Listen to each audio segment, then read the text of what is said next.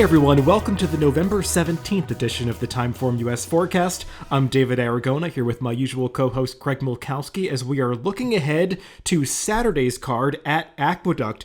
This is going to be the final weekend of turf racing in New York. They're ending the grass season a little bit early this year, given all of the issues and rainy weather we've had in New York. The turf courses definitely have taken a beating over the past several months, so they have decided this will be the final weekend of racing, but they are going out with a bang in terms of grass racing, as we've got plenty of full fields signed on this Saturday card, including as part of this late pick 5 sequence. And before we started recording, I just checked the forecast once again. I'm doing it every day, hoping that the rain stays away, and it does look like we're going to have relatively firm turf courses, as firm as you can get, I suppose, in November for this Saturday card. The late pick 5 sequence comprises 2 stakes races and 3 non-stakes events. The main stakes event as part of this late pick 5 is the Aqueduct Turf Sprint Championship. That goes as race 9. There's also a New York bred stakes race for the 2-year-olds, the Key Sense, and then we've got plenty of large fields in the non-stakes events that are filling out this sequence. There's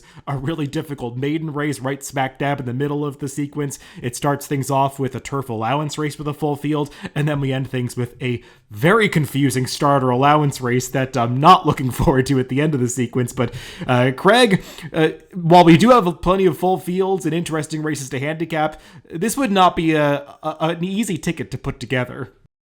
It would not. You kind of warned me when you said we were going to do Aqueduct, and me not having looked, said we'd already done 2 races. How tough can it be? And I was very wrong because, I mentioned we did some race previews. We covered a couple of them, but it's a very tough sequence. As you said, we even end it with a 12-horse field on the dirt, something which you very rarely see these days. So just nothing but full fields. No idea at this time if I'll even play a pick 5, but these are pretty interesting handicapping races for sure, and look forward to them. Yeah, it's a tough sequence to put a ticket together for a pick 5 because unless you have really strong opinions, and who knows, as we talk about it, we might come up with some strong opinions, and you might have them yourself, but it is that kind of sequence where if you can find 1 or 2 horses to anchor a play around, that's going to make it a little bit easier, because if you're trying to spread in race after race, your ticket's just going to get really bloated. And as we talk about these races, I think that there is a temptation to do that in a few of them, because there's not really a center to a lot of these races, not clear favorites. They seem fairly wide open, so that makes it a difficult pick 5 sequence. But if you can be right, there definitely will be a reward at the end, as this seems like one that has the potential to pay quite handsomely. But even if it's a sequence where you feel like it's too difficult to put a pick 5 ticket together, there are some interesting races to play within here from a vertical standpoint. So we'll talk about it from both angles.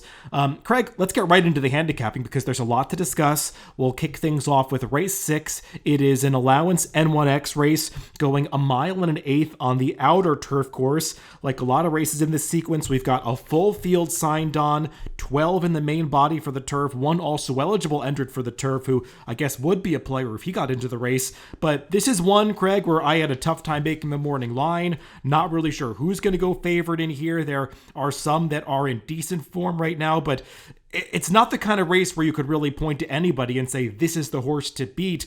I guess the number 10 Barrage at least has been in good form recently. He's been running some strong speed figures for this level, and even though he's coming out of New York bred races, he faced a tougher field last time. Horses like Spirit of St. Louis, Jerry the Nipper, and City Man. This is class relief, but he does have to overcome the post 10. Yeah, I was looking at him. I started with him because, as you said, speed figure wise, he is clearly the horse to beat. And I was trying to figure out how he was even in this race. And I guess it's just open to New York breds, is the way I read it. Maybe I'm reading that wrong, but he seems to be the horse to beat. And also, given the way he's running this last couple, I think he's going to get a favorable pace setup if this field holds together. You didn't mention So High, a horse we just talked about last week, so I was a little surprised to see him in the entries. Maybe I should be skeptical he's actually going to run, but this trainer has done this before. He cuts back in distance. I don't really view him as a contender. I think he's a horse who is probably going to take a lot of money based on his running lines, but I don't like this turn back in distance. I think it's going to take away from what he does best, but I do think he is going to lead to what should be a pretty lively pace. Yeah, So High is a funny horse because if you're just looking at speed figures, he kind of sticks out in this field. I mean, he's got a 120 that he ran 2 back when he was third in the Turf Classic at a huge price, and I mean, he even earned a competitive speed figure despite finishing 8th last time in the Red Smith. But it's sort of the nature of turf racing. It brings inferior horses into the mix sometimes, especially when you've got unusual race flows, which So High has participated in recently, going off to set some unusual fast paces in turf marathons, and he's hung around for pieces of those races. But those kinds of performances where you sort of achieve a result through messing up the flow of the race doesn't work as well when you cut back to a conventional route distance, especially in a field like this where he's not going to be able to open up 5 lengths on the field early. He's going to be running along with the rest of the field, and he'll have to outkick some horses that probably are of similar ability than him, just haven't necessarily run in races that would have allowed them to achieve the kind of speed figures that So High has. And just looking back through his PPs, I mean, they cut him back in a race at this N1X allowance condition, 3 starts back. He finished 6th, not really competitive. They did the same thing back in June, where he actually went off at a short price against a weaker field in this, 5-2, or actually lower than that. He went off at 2-1 in June 24th after finishing 8th in the Manhattan with another big speed figure, and he wasn't able to duplicate that form that he had shown in Stakes Company. So he's just not a horse that I want to trust in this kind of race. And once you get past him, it does open things up. I think you're right, Craig, to point out the pace. Even if So High is not quick enough to be setting the pace, he figures to be involved, and you've got other horses that want to be forward, like the Register, who is trying the turf for the first time, number 8, and I suppose Kingfish Stevens will try to go forward from the outside. So I'll be interested to see how quickly they do go up front. But I think a lot of the horses that are going to take money in this race, they do want to see some hitting towards the front, especially, we mentioned Barrage, but beyond him, a horse like the number 11 Cyber Ninja really needs a pace setup. I mean, I think he's the horse with the most upside in the race, and you can make an argument that down the line he's going to be the best of these, but he's one that really needs them to go quickly for him to be able to pass the entire field. I don't have any real clever ideas. Just one quick note on So High. I mean, I agree with everything you said. This is a horse who basically hasn't won a race in 3 years. And when he did, it was in a claiming race. So he's going to take money. And that's why I just don't want him on my tickets. If I was going to play a pick 5, like I said, nothing really clever for me. Cyber Ninja is one who would clearly benefit from a pace setup. He doesn't win a whole lot. He's only won 1 out of 7 times. He has gotten fast paces, but he turns back, which I kind of like in here because it seems like, maybe it would do him better with a even faster pace set up his late kick. I think Barrage is very dangerous, obviously. He's been running against better horses. Outside of So High, he has the best speed figure, so he has the best speed figures at this distance. He's obviously very logical, too.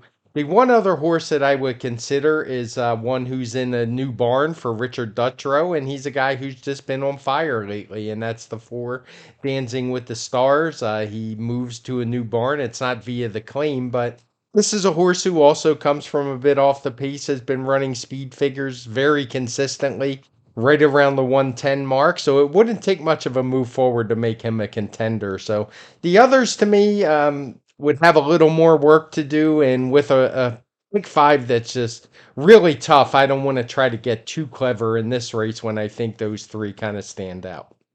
Yeah, I'm kind of leaning in the same direction, Craig, even though it seems like a large competitive field at first glance. I have trouble getting past those 3 horses that I pegged as the 3 shortest prices on my morning line. Barrage, we covered him. He makes a lot of sense. I do have some trouble getting past Cyber Ninja's lack of early speed. I mean, he's been far back in marathon races. I mean, he was way behind the second to last horse going down the backstretch in a mile and 3/8 race last time when the pace was fast for the final time, but I feel like they're going to be moving even quicker up front in this spot. So he's just going to have to pass them all in a 12 horse field, which is tough to do, and he can be a little bit one paced at times. And I don't love the way Jose Ortiz rides him. He just rips him to the back of the pack at the start of the race and, hopes to get lucky. With a horse like this that doesn't have a huge turn of foot, I worry a little bit that he's going to run out of ground. And I just kept coming back to the horse that you mentioned, the number 4, Danzig with the Stars. This is a horse that I had affinity for even before the trainer change. I think he was running deceptively well in a number of races when he was competing for Dominic Scatino. He's a horse that has had all of his prior success up in Saratoga, but he got a bit of a late start to this season, and I thought he was rounding into form. He's a horse that would never run well coming off a layoff, and he needed a few starts to really hit his form. I thought he got a wide trip when he ran deceptively well second off the layoff back in June this year, then was running strongly at the end against a pretty tough field for the level in August at Saratoga. His last race, a little disappointing, but that race was just totally dominated on the front end. It was one of those inner turf 1 mile races at Saratoga where the speeds just did not come back, and he was kind of wide around the far turn, never able to get into the race flow. So I think he's better than he looks. Switching into the Dutrow barn, he's supposed to take a step forward, picking up Irad Ortiz. It hurts the price, but it certainly doesn't hurt this horse's chances. And also, he's drawn inside, whereas his 2 main rivals have outside post positions. So I just think Danzig with the Stars makes plenty of sense, and I kind of view him as the most likely winner of this race.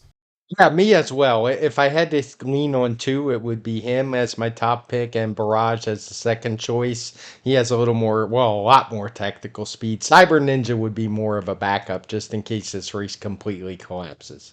Yeah, I was trying to make a case for the number 5, Harry Hood, but he feels like a little bit of a last time was the time for me when he was a very generous 9-1 winner. I do think he's a horse that has some ability, and he ran well overcoming a wide trip to win last time, but that was also a race where he was fairly close to a moderate pace, and this pace could really heat up, and he's a horse that wants to get that sort of stalking trip, so I wonder if he'll be a bit of a casualty of the race flow, but he does feel like one that is at least heading in the right direction for Mark Hennig. Yeah, and for me, I saw Lord Flintshire was the horse that he beat, so that kind of knocked him down a peg on my level because everyone beats Lord Flintshire. Let's move on to the 7th race, one of the stakes as part of this sequence. It is the Key Sense for the New York bred 2-year-old fillies, this one going 6 furlongs on the dirt. And as you said, Craig, we did a stakes preview of this race, so we kind of know where each other are going in this spot. And we kind of agreed when we talked about this race yesterday that the number 3, Kara's Time, is a horse that could take money in here. She's run some nice speed figures in her last couple of starts, achieving the best results of her career against Stakes Company, and I think she kind of proved that her big upset victory in the Joseph A. Jimatu back wasn't some kind of fluke, because she did back it up to some extent when finishing second in the Maid of the Mist last time, but in both of those races, she got very favorable pace setups and also was on a speed favoring track 2 back. They were also both sealed race tracks, a wet sloppy track 2 back, and then a fast sealed track last time. So I just think she has questions to answer, both getting on a harrowed fast track and also cutting back in distance in a race that is supposed to feature a lot more pace than she's been encountering. Yeah, this is a race I'm interested in as individually. I mentioned maybe I'll play the pick 5, maybe I won't, but most of these races are interesting. The previous race, I like the horses that are the top 3 picks on the morning line, so that's not one I would be excited about. This one kind of is because it's a race where the 2 horses you've pegged as the top 2 choices on the morning line, I really have no interest in. You covered Kara's Time pretty good, and Solo Shot is another horse who's the second choice, who has won both her starts, won pretty easily, but she's done it while not running very fast, while being clear on the lead both times. Not a lot of competition in either one of those races, so it's a race where I want to take a shot against those 2, and mentioning those 2 kind of points out the fact that along with some others, there's a lot of speed in this race. It's a race we have tabbed as having a fast pace, and I have no argument with that. So I'm kind of looking at some horses that are going to come from off the pace. Tricky Temper is the one I landed on as the top pick in the video preview, and I'm not going to change from that. She's had some excuses. Last time she ran on turf, it didn't work out very well, even though she improved her speed figure that day. Maybe that's just a function of turf. And as you mentioned earlier, horses who were also ran seem to get a little higher figures in those races. But I think there's some things to like when you look back at her dirt races and that off the turf matron stakes at Belmont at the Big A. She was ran a very good second. I think she had some trouble on the rail. Was eventually able to fight through, but it was too late by then to catch the winner. But I liked what I saw. The race before that, I think she was up close, and that didn't really work out. So the race I really find most representative is her maiden debut, where she was able to just kind of blow the field away in the lane easily. Obviously, not the strongest field, but she ran a 79 speed figure that day. That was back in the beginning of August. She's a 2 year old, so I could easily see her running in the 90s here, and she would be my top pick. I'll hand it back to you. There are a couple others I would use in here, but I think she's very logical. Yeah, Tricky Temper. I don't have any real argument. I think she makes a lot of sense in this race. And as you pointed out, her last dirt effort in the Matron Stakes, she did have some trouble that day. I mean, if you go back and watch the race from the 3/8 pole home, the horse who eventually finished third, A Primera Vista, who was ridden by Carol Cedeno, it was kind of funny after the race. Carol Cedeno claimed foul against Katie Davis on Tricky Temper, but if you go back and watch it, she was the one who almost put Katie over the rail on Tricky Temper. I mean, that horse was really trying to bump Tricky Temper into the rail, and I mean, she had a ton of traffic trouble and was able to come through at the end to get up for second that day, and was actually really finishing with good interest behind Jody's Pride, who came back to just miss at a big price in the Breeders' Cup Juvenile Fillies in her next start. So the form lines out of that race are solid. She's just not a turf horse. She had a little pedigree for it. They tried it. It didn't work out, but I think turning back to a dirt sprint is the right move for her, and she's got the right kind of running style for this race. So I agree. I think she makes a lot of sense. The only drawback is she was 16-1 and 25-1 in her last couple starts, and now you're getting the jockey upgrade to Irad Ortiz, but I think it's also going to drive down the price quite a bit, but it probably should because she does make plenty of sense in this race. I went a different direction with the number one, My Shady Lady. Just a horse that I thought showed some likable attributes in her debut when she really finished well to win going away by over 3 lengths with a solid speed figure at Gulfstream. After that, she ran into some nice horses at Saratoga. I think Caldwell Loves Gold has talent, even though she kind of disappointed towards the end of her season. Stella Maris was a well-meant horse who debuted against Open Company at Saratoga, so those were good horses beating her. And then last time with the Joseph A. Jimma, maybe the sloppy track, she might not have been loving it. Kind of watching her through the stretch that day, she wasn't really striding out the same way that she was in her debut, just kind of going up and down. They also put blinkers on that day, and while the track was kind of speed favoring, she found herself much closer to the pace than she had been in prior starts, and it just didn't seem to work for her. Now they're taking the blinkers off, so I would expect her, especially breaking from the rail with speed to the outside, to change up her running style, go back to a closing style, and I just think that could work in this race. Seems like she's worked well recently, picks up Jose Ortiz, so I think she's pretty interesting, and I'm hoping that something near that 5-1 morning line holds up. Yeah, she's a horse I probably underrated when we did our selections. I pegged her fourth. If I had to do it over again, I would probably move her up to second and third. The blinkers off should help because, as you said, I think being up close to the pace wasn't really her style, and she should fall into a really nice ground saving trip in here. The others I wanted to mention were the 7 Ashburn Alley, a filly who won her debut pretty easily. The speed figure wasn't all that great, but I like that she draws outside. She was pressing a fast pace while wide, so I suspect she's going to run a little better than that. And the other horse is a horse to the outside, Unicorn Cake, where if you think this pace is going to get fast, she's more one that I think could pick up the pieces. I may use her as like a distant backup, a seahorse type if I played a pick 5 because I'm just not sure she's good enough to get up and beat horses like this, but it wouldn't surprise me if she finds her way into the trifecta at a big price.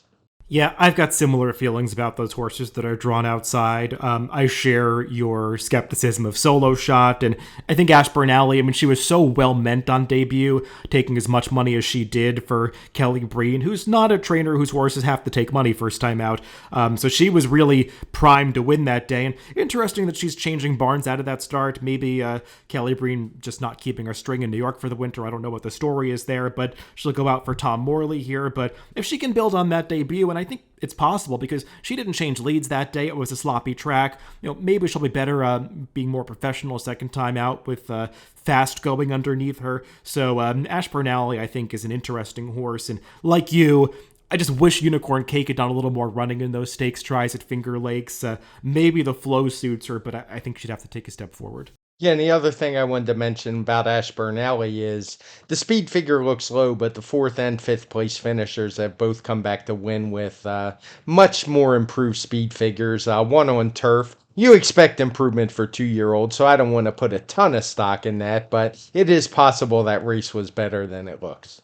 Well, now we move on to the eighth race, the middle leg of this pick five sequence, and it's a maiden special weight on the turf for 2-year-old fillies. And Craig, I imagine when you see a race like this as part of the sequence, especially right in the middle of the sequence, it probably dampens your enthusiasm to play it because there's a lot of guesswork to be done in this kind of race. I mean, there would be anyway in a turf route maiden special weight for the 2-year-olds, but especially given the way things have gone this season with the weather, so many of these horses have just never had an opportunity to get on the turf. A lot of these first-time starters have been entered before and scratched, being reined off the turf. Some of the others that have experience, they've tried to get on the turf, have been reined off, forced to run on the dirt instead. So throughout the Aqueduct meet, we've had a lot of these races where we get full fields and none of them have been on the turf before. So it creates a lot of uncertainty both in this race and in this sequence in general.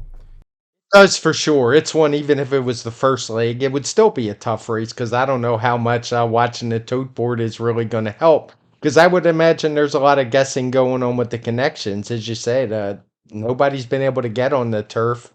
So very tough race to handicap. I just started out going in morning line order. You tab the Chad Brown first time starter. He's got a couple in here as the morning line favorite, and it's hard to argue with that. Gets Irad Ortiz, certainly looks bred for turf. We know Chad does great with these horses, so if you're playing a pick five, I don't see how you wouldn't use this horse. The other one I was a little more skeptical of was the horse you have tabbed as the second choice, Positive Carry.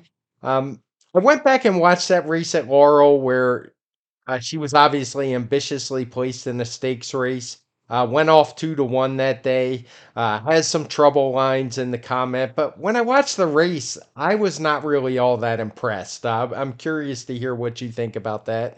But I just didn't see. Yeah, there was a little steadying going on, but it looked like she had the chance to go through if she was good enough, and she just didn't really have much of a kick. She did have a little trouble at the start, which maybe got her out of position. I think that was more noteworthy than what is highlighted in the stretch. There wasn't a ton of pace, but the horses that won the race actually came from back in the pack too. So it just seemed like she got outkicked. It wasn't a particularly fast race. So of the couple of Chad Browns, I would prefer the first time starter to her. There were a couple other horses that caught my interest. One is actually quite a price on the morning line. That's the 7, Savis Melania. Debuted in a turf sprint. Goes out second time for Danny Gargan, and I just know right away that's a positive move for Danny Gargan. Anytime, just second time starters, when he stretches them out second time, it's good. So I looked up that second time start stretch out. He's 6 for 22 with a 2.90 ROI. When you narrow it down the turf, it cuts the sample size quite a bit, but he's 3 for 10 with a 4.41 ROI, which shows you he gets some prices when he wins these. So she was a horse who really caught my eye, particularly since she was 11-1 first time out for Gargan, a guy who doesn't win all that often first time. It means she showed some ability to me, and I expect a much better race for her second time. Yeah, I guess I'll first touch upon the Chad Brown runners that you mentioned, and I kind of agree with your preferences there. I think that the first-time starter Spend a Lot is dangerous. She's a horse that has definitely been entered before and scratched. I forget exactly when it was. I didn't write it down, but I mean, it's hard to keep track of them all. There have been so many. So, I mean, she's been ready to run for a while. She is the full sister to Consumer Spending, who has been a really nice horse for these same connections. Well, different ownership, but obviously Chad Brown, multiple graded stakes winner on the turf. And I did see one of her drills. It's all the way back at Saratoga. She looks a lot like Consumer Spending, that same kind of steel gray, daughter of More Than Ready. So she just seems like one, especially with Irad Ortiz named. Not going to be any kind of price, but just makes a lot of sense in this spot. Yeah, I agree with what you were saying with Positive Carry. I wasn't thrilled with either of her races. I know that debut race came up fast at Saratoga. The runbacks out of that race really haven't been great. It seemed like a stronger race than I think it's proven to be over time. And that last race in the Salima, I don't know, I guess it was a step up in class. I mean, the winner is okay, but it really wasn't the strongest stakes field. And like you said, I mean, she had to alter course in the stretch, but I kind of thought she had a chance to come through and just flattened out towards the end. She doesn't look like the biggest, most developed filly, and I don't think she has to necessarily be competitive in this race because there is a lot of potential among those horses that are either stretching out or trying turf for the first time. I don't want to talk you off a big price, Craig. I wasn't the biggest fan of Save Us Melania. Maybe the distance is going to work for her. From the dam side perspective, to me, it looks a little more sprinty, as she has a full sibling that was a dirt sprinter. One did handle turf route distances, but while I respect Danny Gargan's numbers, I was more interested in some other horses, some that had shown a little bit more ability on the dirt. One horse that I think merits respect is the number 9 Waskasoo, who has run pretty well in her dirt starts, particularly last time when she showed speed and faded over a muddy seal track. This is just more of a turf pedigree. The Dam was a turf winner. She's a half-sister to a horse named Collective Force, who was proficient on the turf as well as synthetic. I think he was, I want to say he was third in the Breeder Stakes in Canada. And she's by American Pharaoh, who I think is a fine turf influence. And watching her run, she's kind of got that bouncy stride that says to me turf is not going to be an issue for her. And we'll see how much pace there is in here. It's really hard to read how this pace might flow because so many of these horses are inexperienced, but she figures to have good forward position in this race, so I think she makes a lot of sense. And I'm actually also very interested in the other Bill Mott trainee, the number 2 Dancing Dean. Maybe she's a little bit less highly regarded than her stablemate because Junior Alvarado is on Waskasoo, but I think the Dancing Dean is going to be a much bigger price, and to me, this is a turf pedigree. She's by Constitution, who I do like as a turf sire. And on the Dam side, while the Dam herself was more of a dirt horse, she's produced horses that have run well on the turf. The best of those was a horse named Bonita Cat, who didn't win on the turf, but did earn by far and away her best buyer in 92 when she was finishing 4th in the Grade 3 Modesty on the turf. This horse is also a half to other turf winners. I think 2 of them, Ascender and Something to Tell You.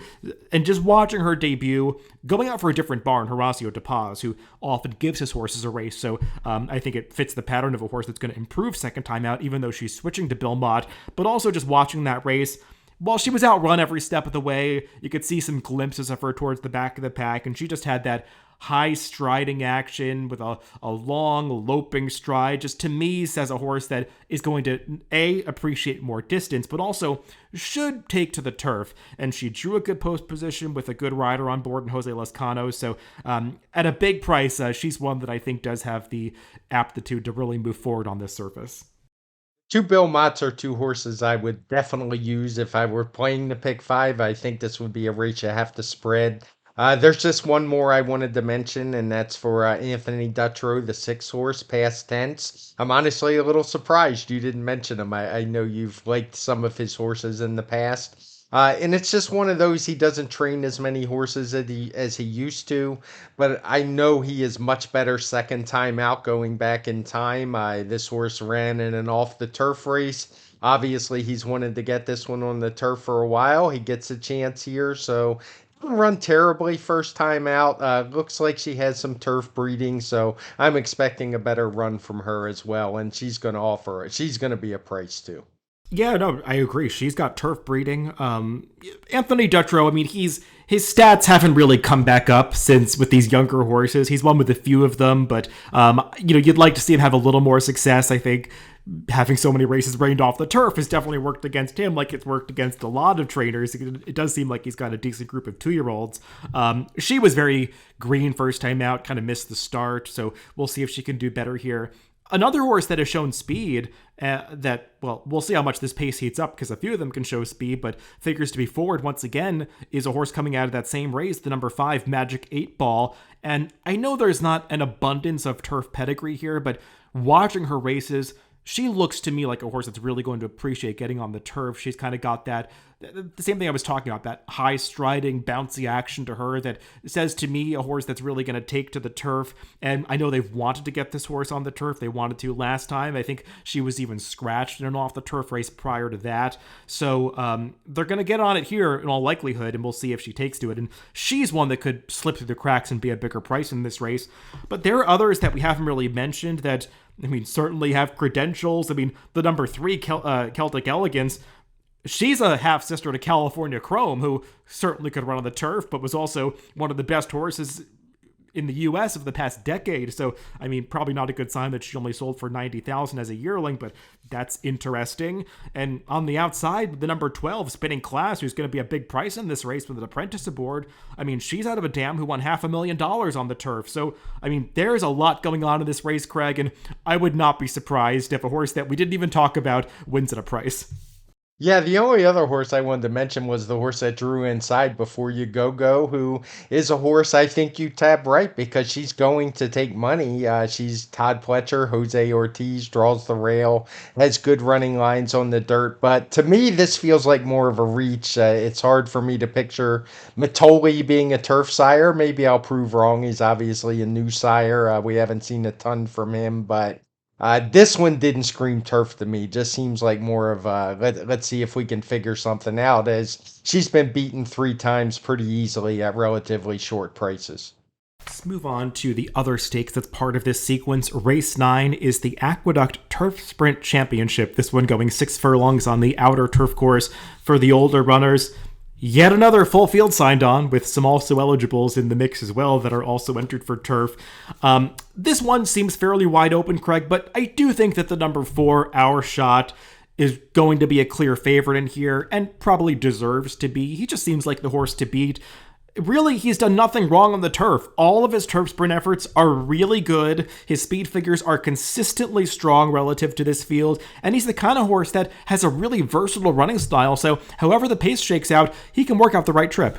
Yeah, the only negative for the favorite here is he gets Irad Ortiz, and I don't say that as a knock on Irad Ortiz, obviously. It's just that he's probably going to get overbet in a field where there are some other contenders. Don't get me wrong, I think there's some real filler in this field, but among the contenders, it's pretty strong. And I think you tabbed them all on the morning line. The top 5 choices are, I would say it's probably 95% that the winner is going to come from among those group. But once you get it narrowed down there, I think it gets really tough. The horse I remember you picked on top, Allegan, I don't even think I put him in my top 4. But he's got a very good shot. I just think it's a tough race, and you could make a case for all of them. Witt's a horse who's 5-1 on the morning line. He drew inside. It's the first time he gets a chance to sprint on turf. I think he could very well win this race. He's that good. Allegan, I had no problem. I'll let you make the case for him, but I had no issues with anything you say about him on the race preview. You covered Our Shot really good. Nothing better is a horse who won this race last year, ran a very good race last time at the same distance, same course. I think you have to consider him a contender. And then you get outside to horses like Thin White Duke, who we last saw him on the turf in the Harvey Pack when he upset the field at Saratoga with just what was a really nice run. I think you picked him that day, if memory serves. Paid $20 and change, and he's done very little wrong since he moved to dirt. He's run better than he ever had on the dirt before, while picking up placings in a couple of one off the turf stakes and one New York bred stakes. And he just shows up, dances every dance. He's obviously fit and in top form, and Honestly, if I had to do it over again, our video preview, I would probably tab him on top. Given the way I think there's plenty of pace in here with nothing better. Horse I didn't mention, Dancing Buck, who I wouldn't want to use, but he will certainly be part of the pace. So just a really strong race that, as I mentioned on our preview, I wouldn't be surprised. This is a race that is probably worthy of a grading. Yeah, I would agree with that. This has come up a strong race in recent years. It probably should be a graded stakes race, but that's a topic for another time. Yeah, I have nothing to really add about Our Shot. I kind of agree with your sentiments. I mean, I think he's the horse to beat. I didn't pick him on top. He's a horse I would definitely use in a pick 5 sequence. And I also concur about Thin White Duke. I mean, yeah, he owes me nothing after Saratoga, but he's just, regardless of that, a really easy horse to root for. He's been such an overachiever, and he seems to thrive on this really aggressive schedule. I mean, they're running him about every 3 weeks or so, going all the way back to early summertime, and he just seems to continue showing up. He even transferred his form back to dirt recently, running well in a scheduled dirt race last time in the mud at Aqueduct against New York Breds in the Hudson. So he is just obviously in razor sharp form. We'll see if he can overcome the outside post position, but he's going to be firing a big shot late in this race, and it does for a horse like him, as well as a horse like Wit, who's drawn the rail. It kind of comes down to how the pace is going to play out, and while Dancing Buck could go on a mission from the outside post, I'm most interested to see what happens in those middle starting gates, really the 5, 6, and 7, with Boats a Rockin', Nothing Better, and 4 Harp, because all 3 of those are horses that, on their day, possess the speed to get to the front end. They don't always use it. I think the most likely one to be hell-bent on getting to the front is Nothing Better, who seems to run his best races when he can secure the early lead. He won this race last year in gate-to-wire fashion. But he is a horse that at different times, if he gets too much pressure, he can throw in the towel. We saw that happen too back in the Wolf Hill when it was actually, I think, 4 Harp who went off after him in the early stages, among others, and Nothing Better kind of fell apart that day. I thought he took a step in the right direction last time in that optional claiming race at Aqueduct. He was game to battle back inside of Today's Flavor, who seemed like he was a pretty nice turf horse, even though we've only seen him on the surface one time. So I think Nothing Better is a dangerous horse to potentially wire the field, but I do worry a little bit that the horses on either side of him could get really aggressive in the early going. Yeah, no argument with that. For Harp, he's a horse who probably isn't good enough even on his best day to win this. The one time he's run a speed figure to that would be good enough to win it was at Laurel Park, where it was just a bog of a course, and he seemed to be the horse that took the lead, and no one could make up much ground. So, but the one thing he is very fast. There's a lot of red fractions in his PPs, and he just always seems to be intent on getting the lead, whether it's turf or dirt, regardless of distance. So I think he could be a real thorn in the side of Nothing Better. We don't really have a whole lot to add other than I think it's going to get hot. That's probably why I would prefer horses coming from off the pace. As a player playing this vertically, it's one where I'm just going to need to see the odds, because in a race where I think any of 5 are strong contenders, it feels like somebody's got to slip through the cracks and a couple will be over bet. So it's one I'm going to keep an eye on the tote board, but my plays would be limited to those 5 that I mentioned. And that's ultimately why I went to the number 2 Allegon instead of Nothing Better, because I just worry a little bit that the trip might get difficult for that speed horse.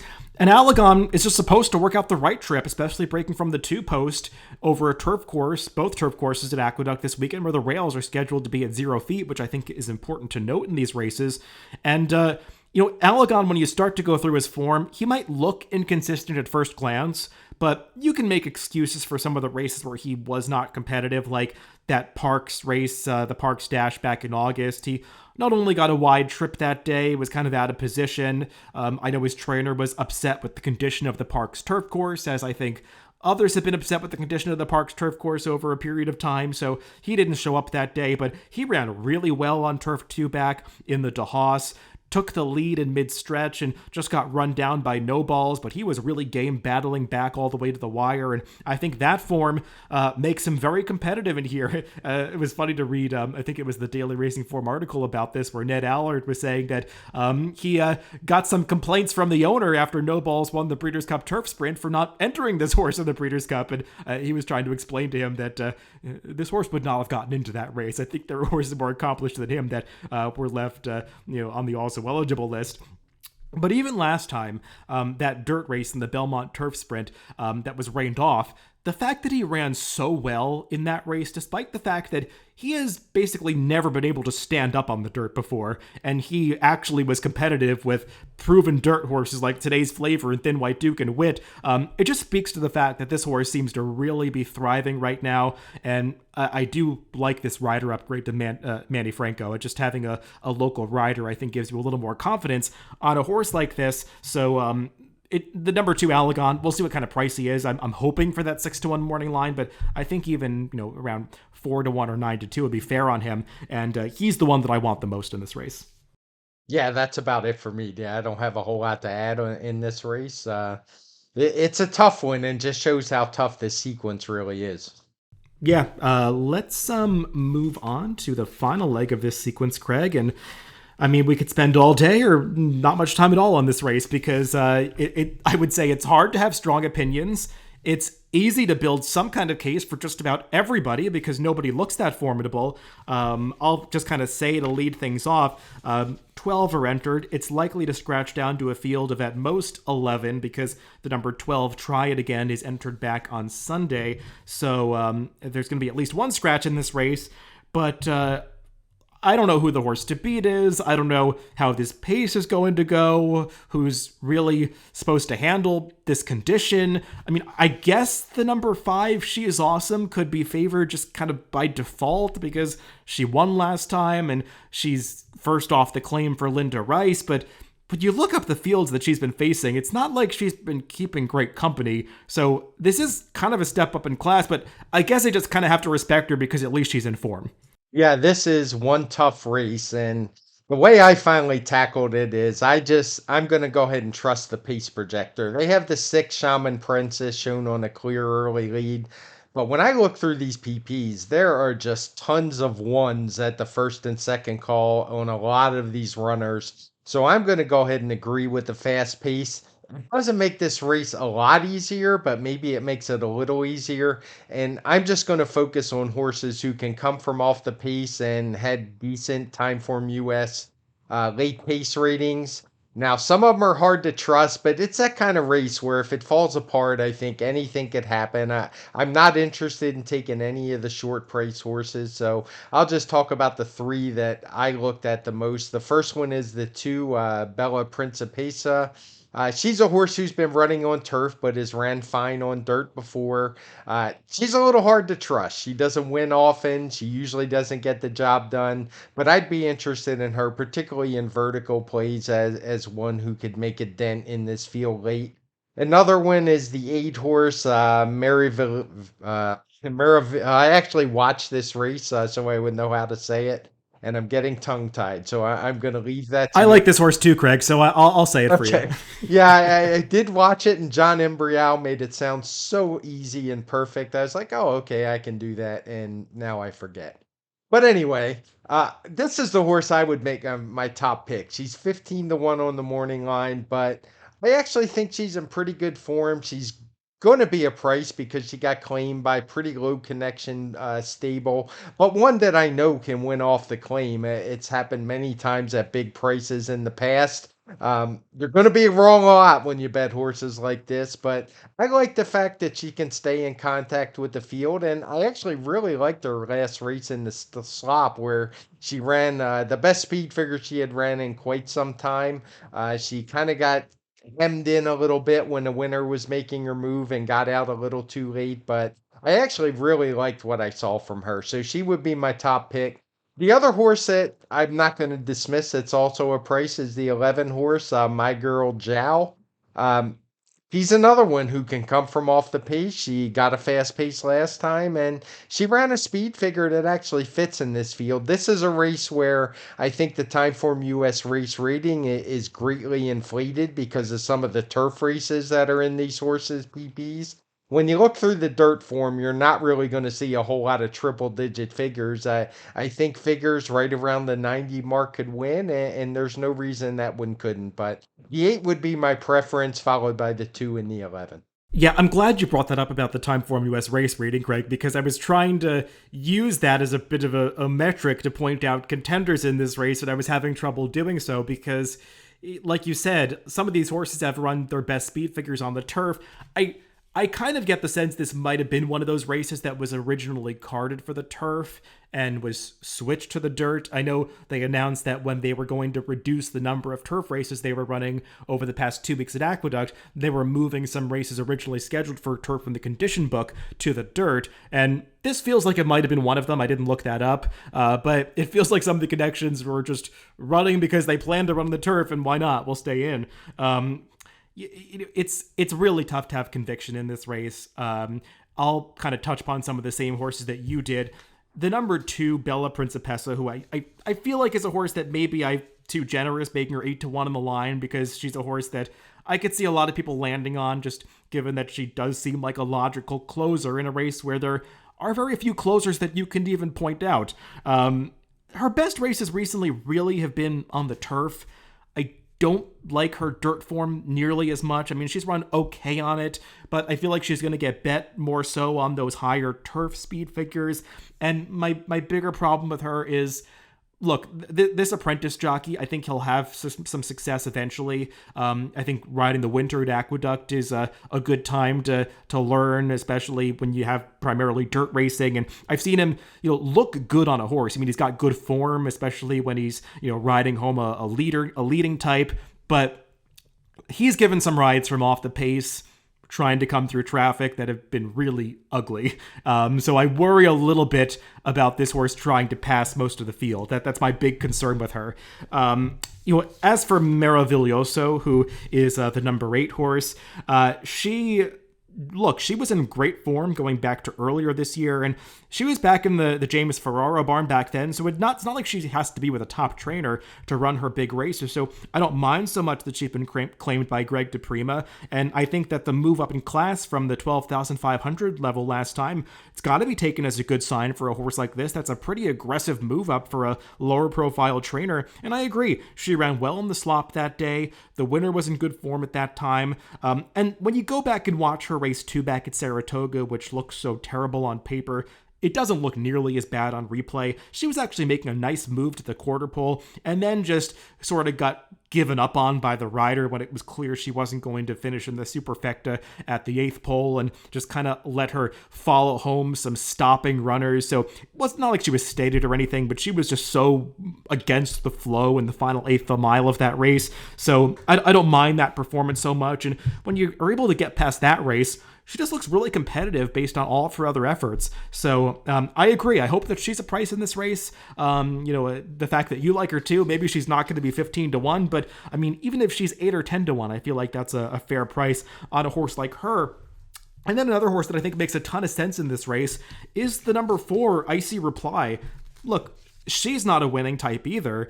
She's got 13 seconds to go along with just her 4 victories, but there's nothing wrong with her recent form. I mean, she ran well, 2 back, closing in a race that was mostly dominated on the front end. That was a day where really horses who stayed out of the kickback had almost all the success, a lot of speed horses, and she was one of the few that made a good closing run. And then she followed that up last time with a strong effort, just losing to a horse, Mersal, who would be a heavy favorite in a race like this at this level. And she's one of the few horses that has previously run well in a dirt sprint starter allowance race, where it feels like so many others are coming from different directions. So Icy Reply is a horse that never seems to get the respect that she deserves on the tote board, but in a way, to me, she's almost the most likely winner of this race, or at least she should be if she actually was more of a proven winner, because her form just points her out as being really a logical fit in this spot. And not that the number 5, She's Awesome, can't win, but to me, she just feels like a horse that people are going to default to because of the connections, and I just sense bad value here.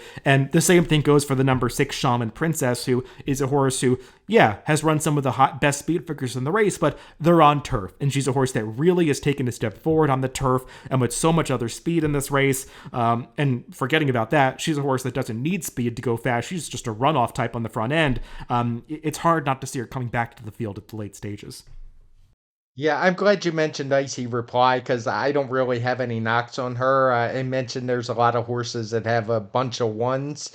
She's one who has several as you scroll through her PPs, but they all come at longer distances. So I think she could very well get a nice inside trip. She's shown pretty far back on the pace projector because there is so much speed in here, but I'm not sure she'd be that far back with a heads up ride. So I've got no issues with her either. Just a real head scratcher. It's one where I want to play some prices, and I have similar thoughts on the favorites. In addition to the fact they're both kind of speed horses that like to be up there, and it seems like something's got to give between those two. I'm going to throw out 2 more horses that I want to use, Craig, because this race is so crazy. The number 9 Proudfoot. Look, in a race like this, how can I not take a horse that's first off the claim for Richard Dutrow? I mean, I know he's getting her from Linda Rice, but we've seen him waking up horses in the past couple of months or so. So why not take a shot with this horse? I don't know if she's going to be 10-1 with Irad Ortiz aboard, but she's got plenty of back races before she went off form that make her competitive here. And I will note, her race 2 back is not nearly as bad as it looks because she was glued to a dead rail that day. Her last race a bit of a concern, but first off the claim for this barn, maybe she can do better. And then the number 3 Leadership Ability. Don't want to completely write her off, because she did beat a much weaker field last time in that off-the-turf race, but she was a pretty dominant winner that day. The second and third place finishers have come back to win to at least validate the speed figure, and she is a horse that on debut, Chad Brown had initially pegged her as a sprinter, albeit on the turf, but as a sprinter. And I think it's meaningful when Chad Brown, decides to run a horse sprinting first time out. So I think turning back in distance, it could work for her. And she's one of the few horses in this race that at least has some upside, where it feels like so many of them are just not headed in the right direction.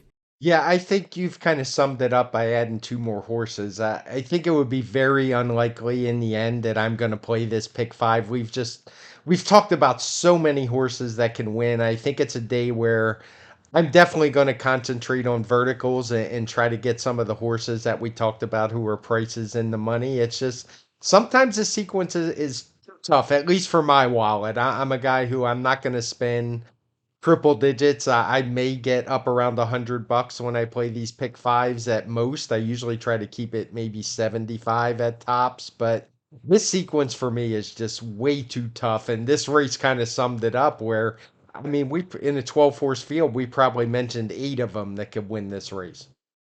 Okay, yeah, and I'll just say, Craig, I'm the same way as you. I'm not somebody who's ever firing off $400-$500 pick 5 wagers. I know some people love to play that way and just cast a wide net. That's not the way I play. I know it's not the way you play. You narrow down your opinions and you take your shot, and if you're wrong, you move on to the next sequence. And I think that's a better way to play for your wallet, especially if you're people like us who actually love the handicapping process and you don't mind living and dying based on your opinions. I guess what we'll do, Craig, is I'll go through and I'll talk about how I might play this sequence, because I think for me it's a sequence I could play if I come up with a strategy to lean on certain horses, which I'm kind of okay with. So I'll talk about it from that direction, and then maybe I'll throw it to you and you can talk about if there are any horses in the sequence that you're kind of even looking forward to playing, maybe from a vertical standpoint, even if you don't play a pick 5 wager. But for me, if I was going to play a pick 5, the first leg, at least, is somewhat friendly, because in race 6, I think I can lean on the number 4, Danzig with the Stars, as an A, and use Barrage and Cyber Ninja as Bs. And I would be pretty comfortable just using those 3 horses and kind of breaking them up that way.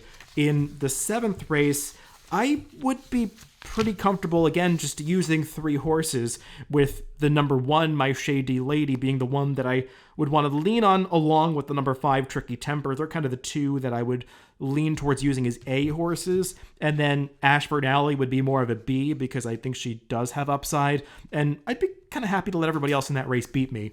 In the 8th race, this is a tricky one. I would have to spread a little bit because I think there are a lot of horses that I wouldn't want to leave off my ticket. Among those that I would use would be the 2 Dancing Dean, the 8 Spend a Lot, the 9 Waskashu. They're kind of my top 3, but I would also want to use as backups horses like the 5 Magic 8 Ball, the 6 Past Tense.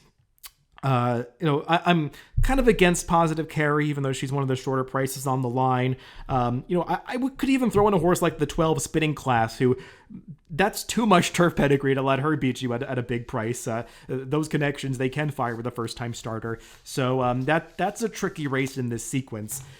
And I think leading into the 9th race, the Aqueduct Turf Spread, that kind of leads me towards just sticking with my strongest opinions, and I really like Allegon in this race, so I would just funnel most of my play through Allegon and make this the kind of pick 5 sequence that really goes through this race. So Allegon's my A, and I'd use a little bit of Nothing Better as a backup, and just kind of leave it at that. I know I said when we were going through this race that the number 4, Our Shot, is not the kind of horse that you want to leave off a pick 5 sequence, and I mean that in the sense that if you're really trying to hit this sequence, you don't want to let Our Shot knock out your really strong opinions and surrounding legs. But if I'm deciding that my strategy in playing this sequence is to just make this a sequence built around horses that I really like, and if Allegon is a horse that I really like, I think that allows me to leave off a short price like Our Shot and just be okay if he beats me.